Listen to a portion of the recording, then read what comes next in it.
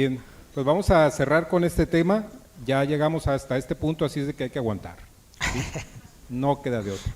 Ya nos vamos a aventar rápido este tema. Al final de cuentas entendamos que en sí han sacudido los regímenes, o sea, es una reforma que no la teníamos desde cuando se creó el régimen de incorporación fiscal, en el cual ya lo comentó Rafa, que hay supuestos en el cual sí puedo permanecer, es decir, que aun cuando tanto los artículos, en este caso el 111 de la Ley de Renta, está derogado por el decreto del 11 de noviembre, tiene vida jurídica por un transitorio precisamente que viene en ese decreto, en esta publicación. Por lo tanto, aun cuando si yo leyera una ley del impuesto a la renta el siguiente año, voy a buscar el 110, el 111, el 112 y van a estar derogados. Pero me voy a acordar que el 11 de noviembre hay una disposición que le da vida, le sigue dando vida, por cuánto puede ser por los 10 años que me queden aún en el régimen de incorporación fiscal. Va a ser igual cuando veamos que el artículo 23 de la Ley de Ingresos de la Federación para el 2022 tiene otro texto, pero si vemos la del 2021, ese texto está agrupando el beneficio fiscal o el estímulo fiscal relacionado a las operaciones con el público en general, en el cual puedo pagar el impuesto sobre la renta mediante un factor directo, que era el 8%, el 2%, si recuerdan esa parte, ¿sí? Entonces, vamos a ver aquí ya nada más para concluir, personas morales e inmorales, y con eso nos vamos, ¿sí? ¿Qué sucedió en este caso? Incluso esas siglas como que son las iniciales de un exgobernador, pero bueno, nos vamos a pensar que es régimen simplificado de confianza. Son personas morales. ¿Cuál es el cambio del régimen? Tanto el título segundo que agrupaba a las actividades, a los agapes, está derogado, el artículo 74A, y adicionalmente dentro de estímulos fiscales, aquellas personas morales que tenían la opción o tomaban la opción de acumular el ingreso por personas morales, de acuerdo a un flujo, esos dos, los que están a la izquierda, están derogados. ¿Qué es lo que surge? Un nuevo capítulo, es el capítulo 12º dentro del título séptimo, es decir, los mandan a el título de estímulos fiscales, nombrado como régimen simplificado de confianza de personas morales. Son 10 artículos, del 206 al 215, con 4 transitorios.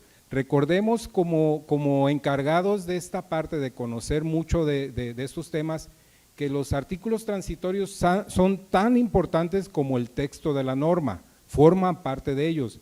Entonces, porque muchas veces no los leo, me los brinco, no les hago caso, pero por lo regular y más en esta situación, los transitorios están cobrando mucha relevancia, ¿sí? Entonces, por eso los señalamos ahí, que son en este caso particular, son 4 artículos transitorios y el texto correspondiente son 10 artículos, son a partir del 2022. ¿Cuáles son las personas morales? Si recordamos quiénes son personas morales, el artículo 7 señala o me intenta definir quiénes son personas morales. Si hacemos dentro del texto en primer línea que señala entre otras, ese entre otras que está entre 2 comas, pues abarca, imagínense todas las que están ahí, las de derecho agrario, las de solidaridad social, etcétera, o sea, todas las personas morales. Y aquí hace un acotamiento nada más, las sociedades mercantiles, los organismos descentralizados, las sociedades civiles, asociaciones civiles. Entonces, cuando quiera entender o conocer el tema de persona moral, definitivamente el artículo por excelencia es el artículo 7 de la Ley de Renta, ¿sí?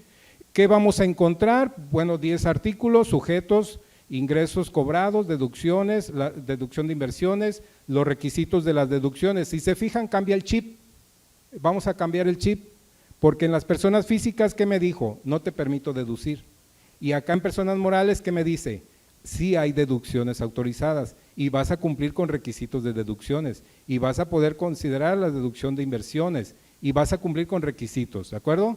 Vas a determinar el impuesto sobre la renta del ejercicio, tienes obligaciones especiales, qué va a suceder en el cambio de régimen por incumplimiento y un caso especial en personas morales en liquidación. Si se fijan, aquí hay un imperativo. La primera palabra dice deberán. Aquí no hay opción como en personas físicas. Lo que traduzco es que si alguno de nosotros ya veníamos como personas morales y califico con algunos de los atributos que me marque este régimen, obligatoriamente, así lo digo, obligatoriamente con énfasis, tengo que venirme a este régimen. Entonces, ¿es trascendente? Sí, porque son reglas nuevas, sí. Entonces, si estaba en título segundo, tengo que adoptar este nuevo régimen, que es el capítulo 16. Deberán cumplir sus obligaciones en materia de impuestos sobre la renta. Ojo, se modifica el impuesto sobre la renta. Ya lo veíamos desde ya rato, que en materia de IVA, salvo algunos conceptos que se pasaron a tasa cero, pero no hay gran trascendencia en IVA ni en IEPS. Lo que sí se mueve es código fiscal y se mueve impuesto sobre la renta. ¿Quiénes quiénes tendrán este atributo? Cuando no excedan la cantidad de 35 millones de pesos. 35 millones de pesos y que además estén únicamente constituidas por personas físicas. Son atributos, estos tendremos que ir calificando elementos. A ver, mi persona moral, mi sociedad mercantil, mi sociedad civil, mi asociación civil, ¿está constituida únicamente por personas físicas? Sí, atributo. ¿Excedí 35 millones de pesos? No, atributo. ¿De acuerdo? Entonces, tengo que ir cubriendo atributos para calificar aquí, ¿sí? Entonces, tendré, y ya lo dije, por obligación, porque dice deberán, no es opcional. Y que, o bien, cuando sean personas morales, que dice que sean residentes en México, únicamente constituidas por personas físicas cuando inicie operaciones. También cuando inicie operaciones, por obligación tengo que incluirme en este régimen. Cuando exceda, bueno, pues hay un supuesto que aquí es muy importante, fíjense algo trascendente que señala aquí. Señala, lo voy a leer el párrafo que viene abajo para darle la relevancia. Cuando los ingresos obtenidos por el contribuyente en el periodo transcurrido desde el inicio del ejercicio y hasta el mes de que se trate excedan, es decir, ¿cuánto voy a exceder? 35 millones de pesos. De la cantidad señalada en el primer párrafo, el contribuyente dejará de aplicar lo dispuesto en este capítulo y tributará en los términos del título segundo. Es decir, recordemos que el título segundo es como satanizado, ¿sí? Y el capítulo, la sección primera del capítulo segundo, el que es régimen general de ley para personas físicas, es como satanizado. Dice, si te portas mal, te vas al título segundo. Si te portas mal, persona física, te vas a la sección primera del capítulo segundo, el título cuarto. Son como especies satanizadas. Aquí en este caso dice, te sales y te vas al título segundo. ¿Pero qué señala ahí? ¿A partir de cuándo? Del ejercicio siguiente. Quiere decir que el 1 de enero, bueno, el 1 de enero porque estamos temblorosos todos, el 2 de enero excedí los 35 millones de pesos, ¿cuándo tengo que cambiar de régimen? Hasta el siguiente ejercicio. O sea, entonces me voy de gratis, de grapa, todo el año que va. Porque así lo dice el texto. ¿De acuerdo? ¿Por qué es este punto? Bueno, pues habrá que analizar nuevamente numéricamente si tengo beneficios o no. Y si los excedí, bueno, pues ya me dijo, el que se ríe es porque se lleva. ¿Ah? Entonces, si ahí me lo dice, pues yo me quedo en el régimen y hasta el siguiente ejercicio fiscal, de acuerdo al artículo 11 del código señala que el ejercicio fiscal es aquel comprendido del 1 de enero al 31 de diciembre. Cuando se termina el 31 de diciembre, después del brindis, cambio de régimen, no antes. ¿Sale? Muy bien. Quienes no pueden tributar en este régimen, en personas morales, cuando uno o varios de sus socios o accionistas o integrantes participen en otras sociedades. Fíjense los atributos que maneja. Es diferente ser un socio, Es diferente ser un accionista, es diferente ser un integrante. Son 3 atributos. No es lo mismo ser un socio, no es lo mismo ser un accionista y no es lo mismo ser un integrante. Por eso el artículo 7 de la Ley de Renta señala que entre otras, ¿sí? Entonces, tengo que analizar el traje jurídico corporativamente que yo tengo, es decir, cómo estoy constituida, si soy una sociedad de producción rural, si soy una triple S, si soy una SA, si soy sociedad de responsabilidad limitada, si soy sociedad civil, etcétera. Es decir, es muy diferente, corporativamente es muy distinto. Entonces, cuando participen en otras sociedades mercantiles, en donde tengan el control de la sociedad, ojo, control de la sociedad, no es el control remoto, control de la sociedad, o de su administración, o cuando sean partes relacionadas, veas el artículo 90 de la ley, ahí señala cuando hay partes relacionadas, aunque más adelante me lo aclara. Los contribuyentes, segundo, los contribuyentes que realicen actividades a través de fideicomiso o la AMP, tampoco.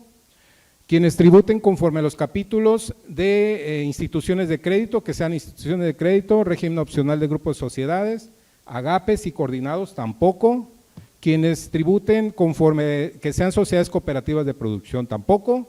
Y tampoco quienes dejen de tributar conforme lo previsto, es decir, cuando ya saliste de aquí, ya no vuelves a entrar, ¿de acuerdo? Voy a aprovechar incluso las puertas, ¿cuántas puertas tenemos aquí? Son 4. Imaginémonos que una dice RIF, persona física, otra dice RECICO, persona física, otra dice persona moral, RECICO, ¿sí?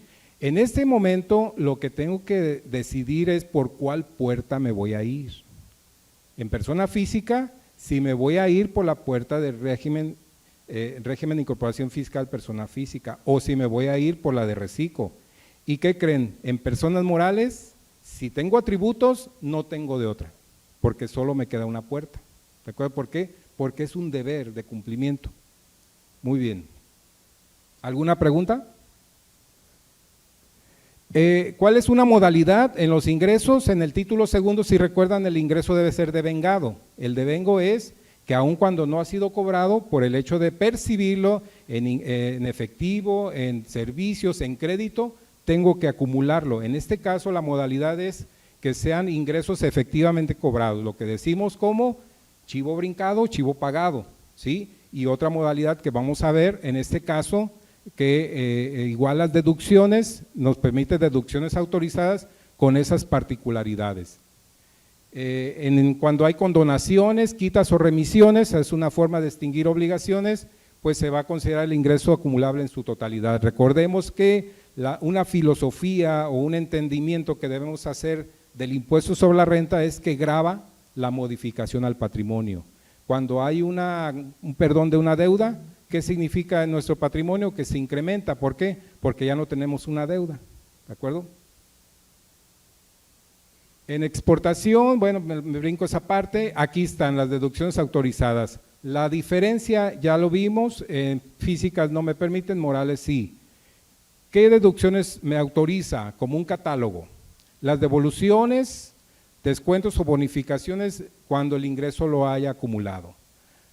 Fíjense una diferencia en la fracción segunda, quienes tengan problemas con costo de ventas, aquí es una posibilidad de estar incluidos. ¿Por qué? Porque me permite deducir las adquisiciones de mercancías, cuando en título segundo, ¿qué es lo que me obliga o me permite más bien deducir? Serían el costo de lo vendido, es decir, la mercancía que una vez la vendí, tengo que deducir el costo de esa mercancía. Aquí no, aquí me permite deducir las adquisiciones. ¿Qué otro concepto? Los gastos. Los gastos, una vez que fueron netos de descuentos, bonificaciones o devoluciones. Es decir, si yo tengo un gasto, por lo regular un gasto, imaginémonos el megacable, llega con un importe y después viene un descuento, ¿sí? Eso significa que el gasto menos el descuento, eso es lo que puedo deducir, por eso tiene, así como que es un juego de palabras, pero se refiere a los gastos netos de descuentos. Las inversiones también, los intereses pagados, las cuotas al IMSS, las aportaciones para crear fondos de pensiones o jubilaciones. ¿Qué pasa en la deducción de inversiones?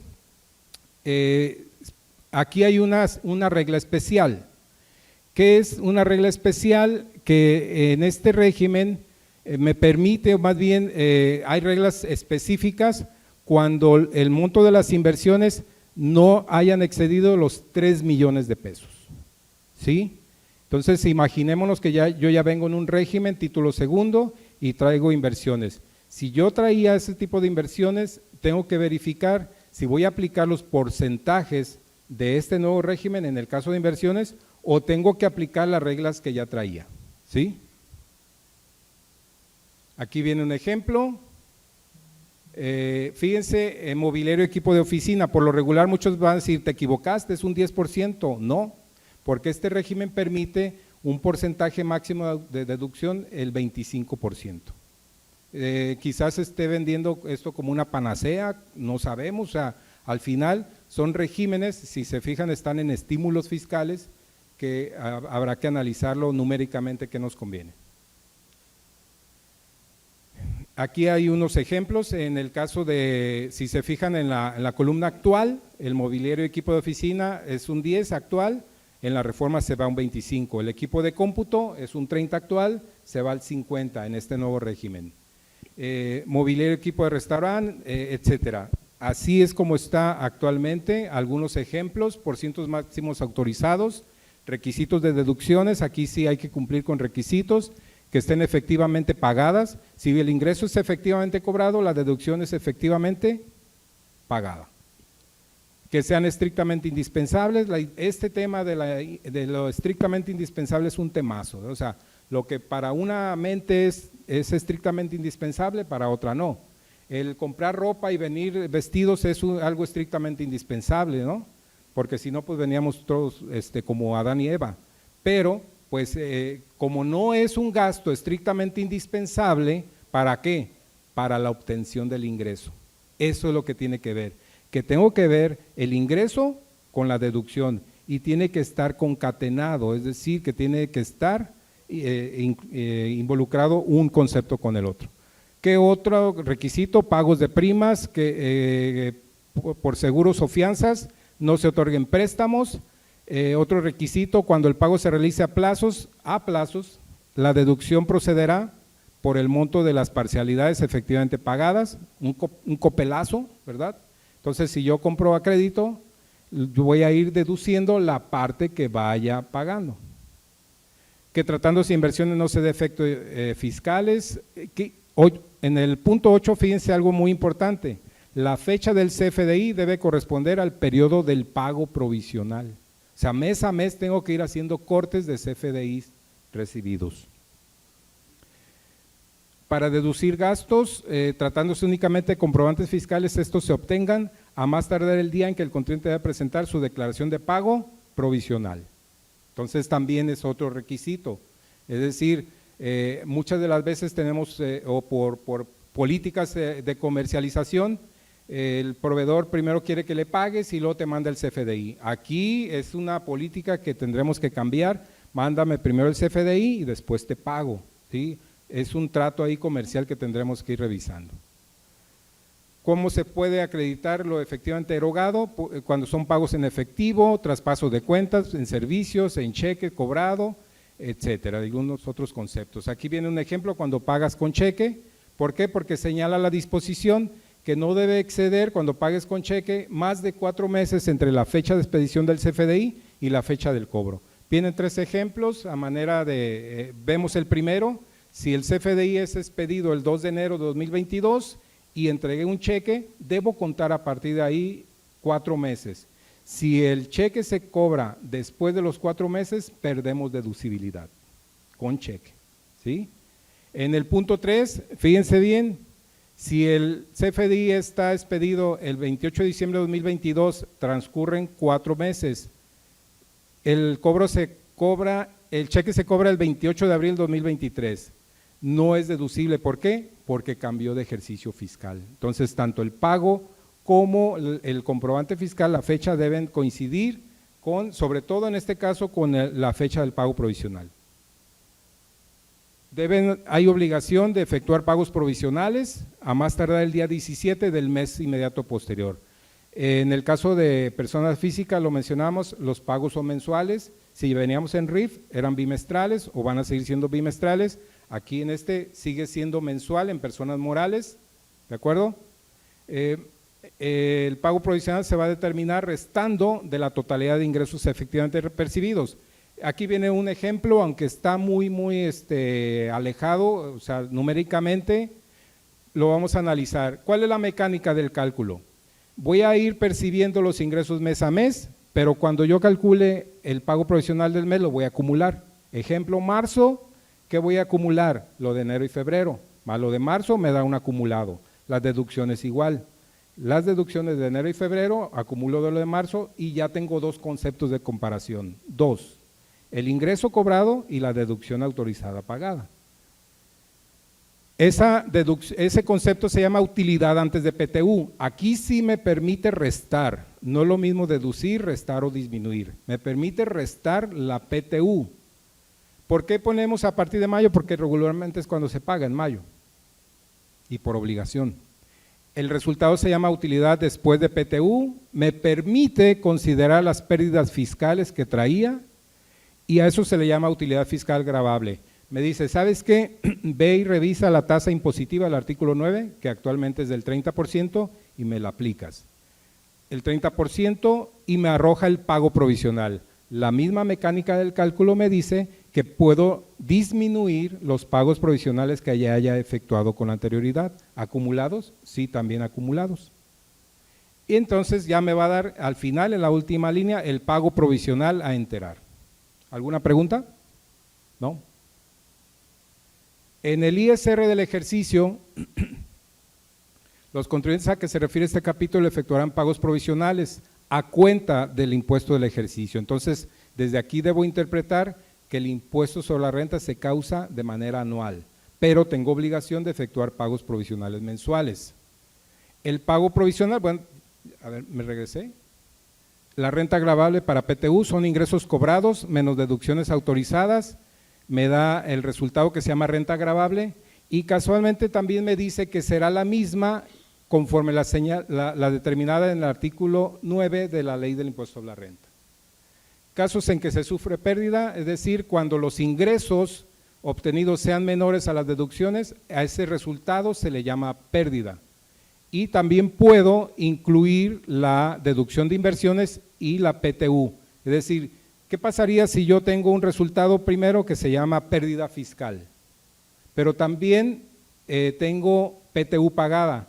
¿Qué significa esto? Que voy a sumar los dos elementos negativos, la pérdida más la PTU, y en resultado me va a dar una mayor pérdida, como en el caso C.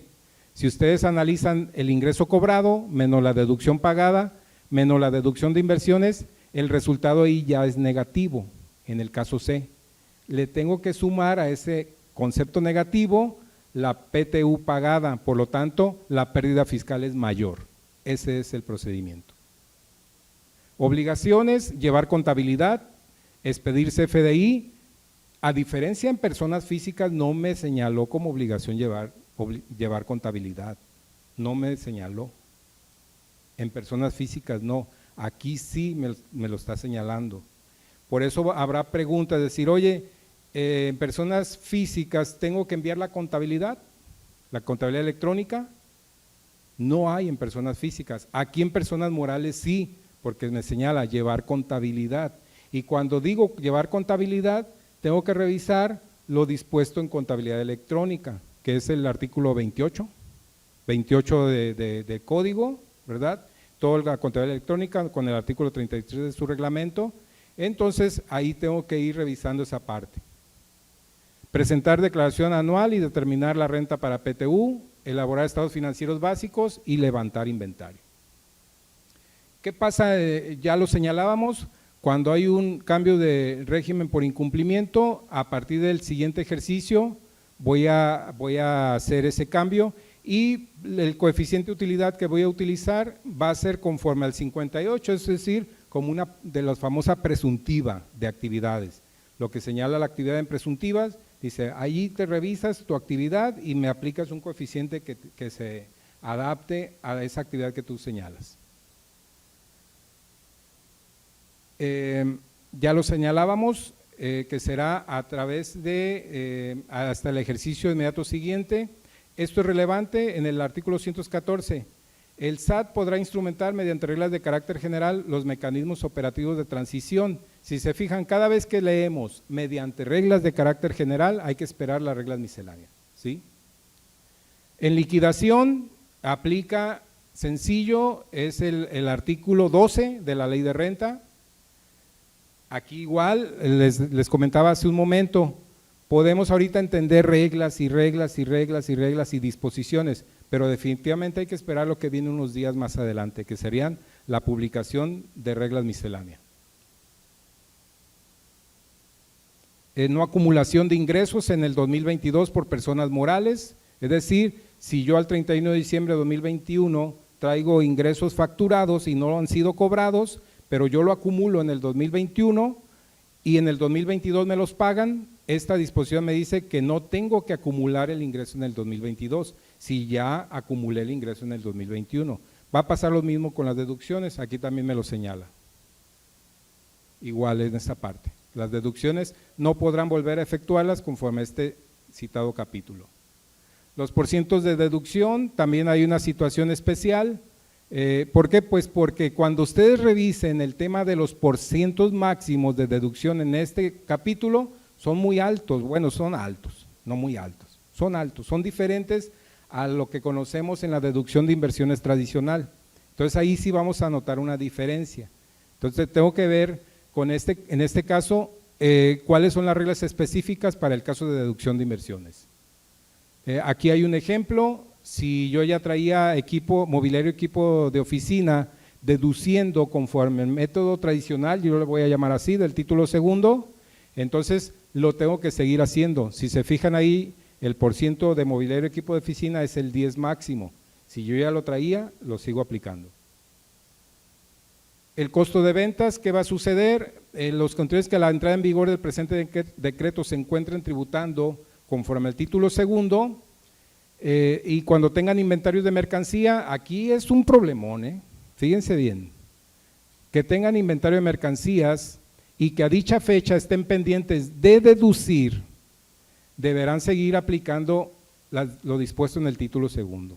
O sea, si traes inventario al 31 de diciembre, conforme costo de ventas, lo sigues aplicando, lo del costo de ventas, aunque obviamente te vayas a llevar la mercancía al siguiente año.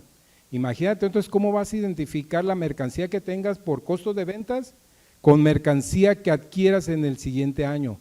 La del siguiente año, ¿cómo la vas a deducir? Directo por adquisición, y la que ya traías por costo de ventas. Es un problemón del tamaño del mundo. No sé si alguien pueda resolver este tema para ir a identificar, a ver, voy a vender esta mercancía, ¿de cuándo es? ¿Del 2021? ¿Es conforme costo de ventas? Sí. Pues la deduces conforme costo de ventas. Y esta otra es por adquisición, sí. Pues no la puedes separar en un almacén, yo digo.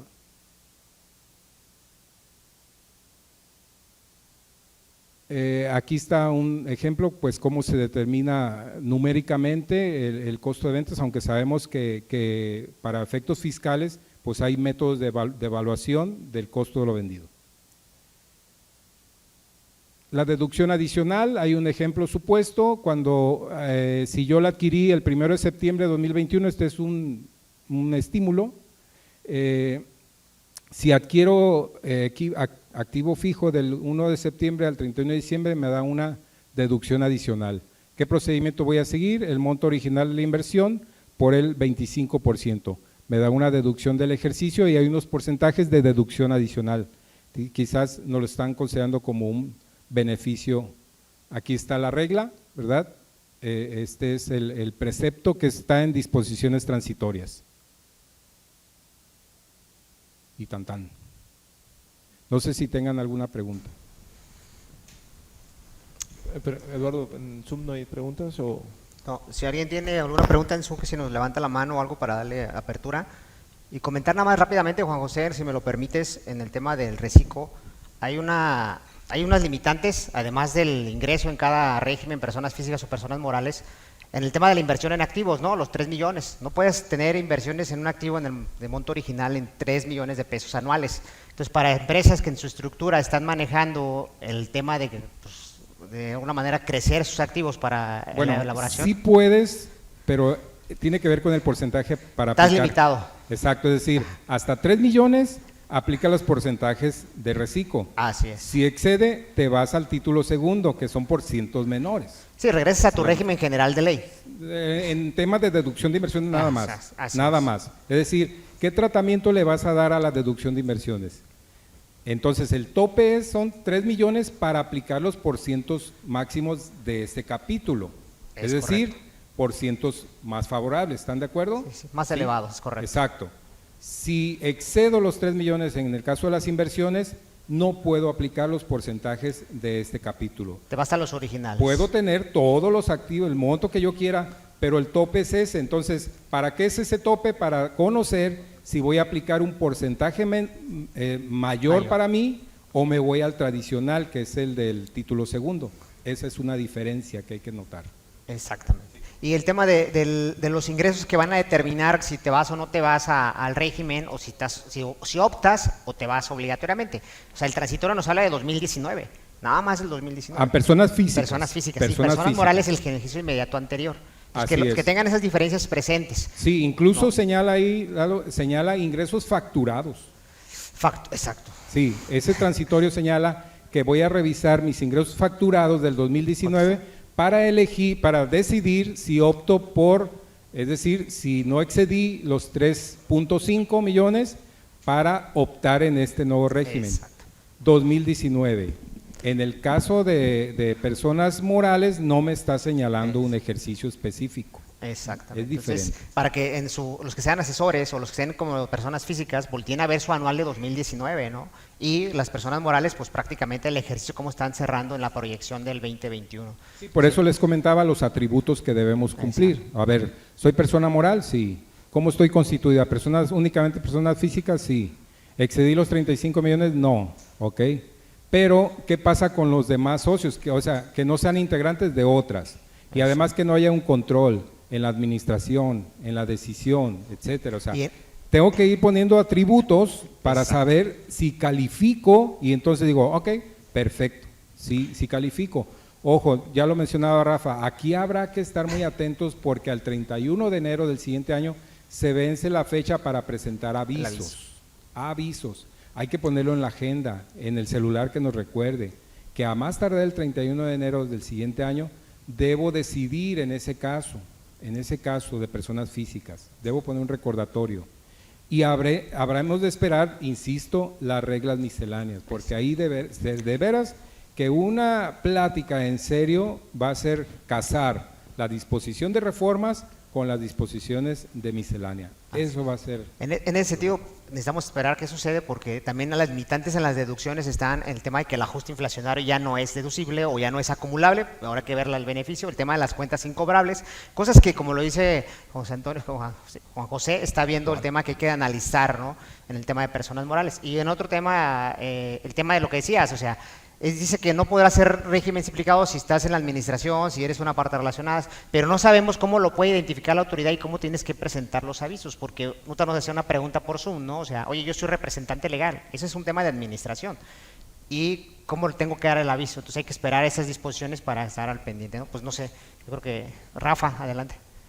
No, pues ya nada más, si no hay ninguna pregunta, una pregunta. ¿Dónde está el...? Voy de decano. Muy rápido. De una sociedad civil que hoy está tributando como con acumulación de ingresos, con este cambio ya el año que entra ya no puede acumular ingresos porque o se cambia al reciclo o no se va a poder cambiar si es que entra en el esquema de si alguno de sus socios es administrador de otra empresa. Ya no va a poder tributar ahí porque son los artículos que se derogaron. Sí, son las limitantes. Dices que si uno de los socios es socio de otra persona moral, ¿sí? Ya esa persona moral no podría tributar en el reciclo, y se tendría que seguir tributando en el título 2 como lo está haciendo normalmente ahorita. ¿Con acumulación de ingresos? Sí. Si ya está derogado, Sí, ya está tendría que irse al derogado, título ¿no? 2, porque ya no Entonces se existiría va- el régimen de beneficio. Órale. Es correcto. ¿Alguna pregunta más? Pues les agradecemos, yo le agradezco mucho a Eduardo, Carlos, Juan Gracias. José, el que hayan podido asistir a este evento que organizamos, y a todos los presentes les agradezco mucho la paciencia de estar aquí 5 horas, y yo sé que es difícil, algunos temas muchos no los asimilan porque no están en la práctica o no son los contribuyentes de ese régimen, pero les agradezco mucho la paciencia y espero que sí se lleven una información importante para la toma de decisiones, ya con cada uno con sus contadores o con la gente con la que más cercana esté en contacto con estos temas, puedan tomar ya las decisiones precisas, y les agradezco de nuevo, ¿no? Gracias. Gracias. Muchas gracias. Muchas